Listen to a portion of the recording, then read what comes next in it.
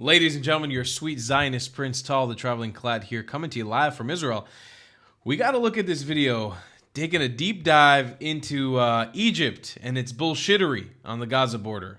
Border wall. Let's take a look here. Why aren't more Arab countries in the Middle East taking in Palestinian refugees? The onset of a renewed war between Israel and Hamas has led to fears that millions of Palestinian people living in the Gaza Strip may be forced to become refugees. But despite the fact that Gaza shares a border with Egypt, the Egyptian government almost immediately ruled out any possibility of accepting Palestinian refugees. Why would they do that? They are Arab brothers and sisters, are they not? In fact, Egypt is currently constructing an even larger border wall with Gaza than the one it currently has in place. What? Now, many outside observers have asked why Egypt, a majority Arab and Islamic nation, would turn away the Palestinian people. And of course, many have pointed out that it may serve the political interests of many Arab nations to refuse to accept Palestinian refugees because it allows them to then blame Israel for any sort of humanitarian crisis that unfolds. But the thing is, historically, many Arab nations have accepted Palestinian refugees, and that may be why Egypt doesn't want to now.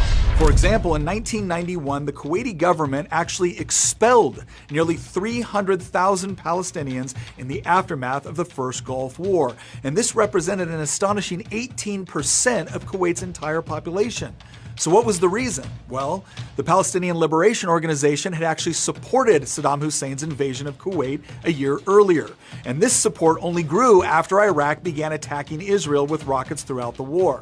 After Kuwait's liberation, What? Palestinians don't have the best interests of countries in the Arab world, the Middle East, or the West? What? That's shocking.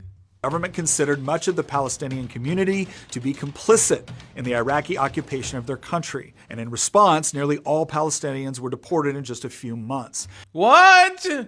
Isn't that constitute an ethnic cleansing or a genocide or something? And this wasn't the first time something like this had happened. Decades earlier, the Palestinian groups operating in Jordan had come to openly call for the overthrow of Jordan's monarchy in the aftermath of the Six-Day War. At the time, the PLO maintained its own separate army on Jordanian soil and used that armed force to sow chaos. Armed gangs of PLO militants drove around the capital of Amman, robbing families and businesses in the name of collecting financial assistance for the ongoing war of attrition against Israel. When members of the Jordanian police and army tried to defend their citizens from these attacks, they were attacked and killed. The Palestinian political network operated as a state within a state, with militants repeatedly using Jordan to launch rockets into Israel. The Marxist-Leninist Popular Front for the Liberation of Palestine even went so far as to hijack multiple planes, diverting the flights to a Palestinian-controlled airfield in Jordan, where the passengers were held hostage. By September 1970, the Jordanian army had finally had enough. A full-scale war with the PLO broke out, and after 10 months of fighting, the Palestinians were driven out of the country. Yet, as a parting gift, a Palestinian terrorist group known as Black September assassinated the Jordanian prime minister. Sadly, the story doesn't end there, because the PLO then moved into Lebanon, where they allied themselves with Marxist and socialist movements that were seeking to overthrow Lebanon's conservative Maronite Christian government. The presence of thousands of Palestinian militants flooding into the country completely destabilized Lebanon and plunged the entire nation into chaos. Less than 4 years after the PLO was expelled from Jordan, Lebanon found itself in the middle of one of the most bloody and chaotic civil wars in Middle Eastern history, from which it has never fully recovered. In short, Palestinian organizations have not just attacked Israel. They have sowed unrest in many of the neighboring Arab and Muslim countries as well, and this has led those governments to the conclusion that allowing for mass immigration or even just refugee camp resettlement within their borders would lead to domestic unrest for their own countries. And this, of course, only exacerbates the humanitarian crisis for those Palestinian non-combatants caught in the middle. The problem is, as long as terrorist organizations like Hamas and others are elected to represent the Palestinian people, their plight will most likely continue, as neither Israel nor apparently the surrounding Arab nations want to see their own populations threatened by terrorist groups. Now here's the deal, okay? Everything he said in this video is true, but Egypt and Jordan, I'll give Jordan a little bit of a lighter pass on this one. Egypt, you reap what you sow. You reap what you sow. You have sowed the seeds of instability within Israel. You sowed the seeds of October 7th on our border. You allowed for October 7th to happen by opening the Philadelphia corridor for terrorists to smuggle cars, RPGs. I've seen the weaponry. That's how Gaza got armed with the weapons that it did. It was through Egypt. This is now yours. This is your gift, Egypt. You created this mess, and you know what? Your society did too. So when I visited Egypt, you guys were extremely anti-Semitic, so I've got a personal gripe with you. So also when I was in Jordan, okay? But Jordan has kind of stepped up to the plate this year, and I really feel like Jordan is really understanding where it stands in this, especially the Hashemite kingdom, not the Palestinians living in Jordan.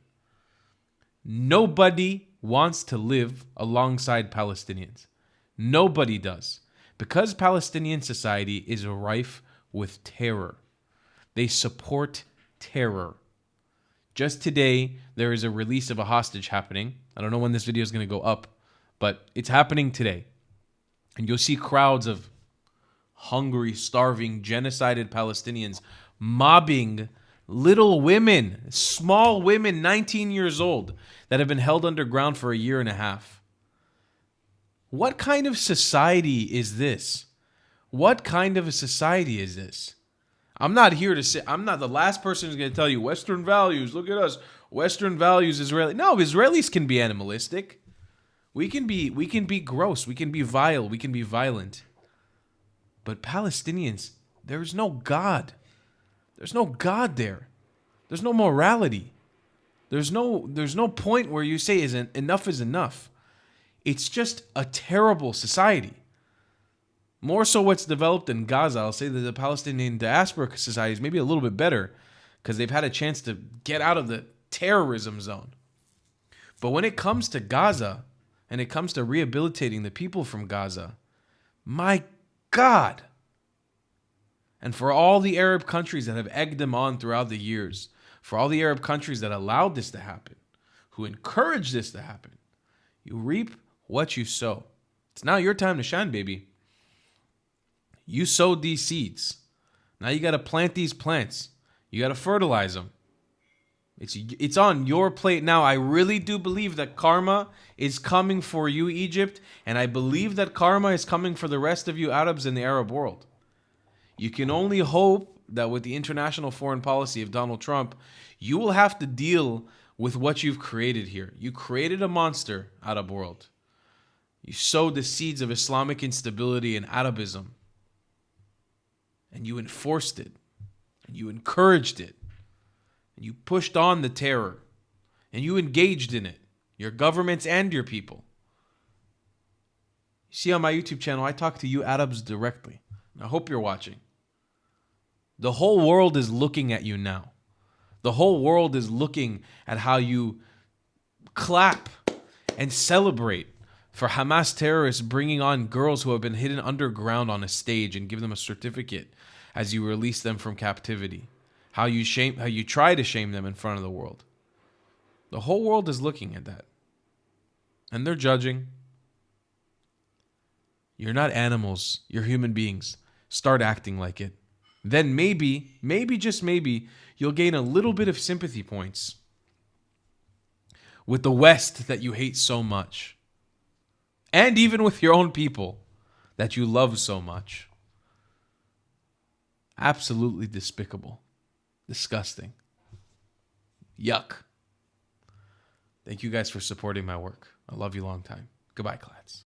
If you believe in my content and want to support me, just know your help is needed. There's a bunch of great ways to support me, being PayPal, Buy Me a Coffee, or joining my Patreon community down below. Patreon is the best way to support my channel, and you'll get a bunch of cool perks depending on what tier you join. Another great way to support me is by buying my merchandise on thetravelingclat.com. I regularly drop new merch designs like this beautiful hat, or this amazing shirt, where you can support the channel and get something cool for yourself. I also have an amazing Discord community with people from all over the world. Thank you so much for your support.